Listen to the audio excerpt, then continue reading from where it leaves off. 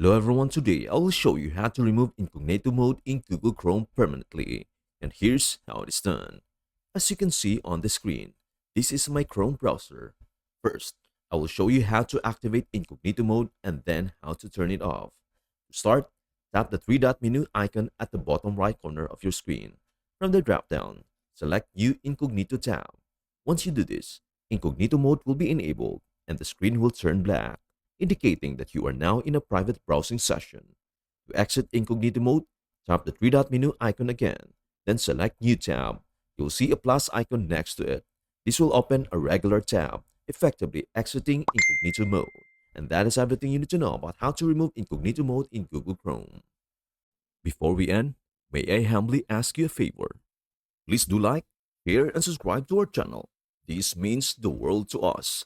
Thank you so much for watching. We hope to see you in our next video.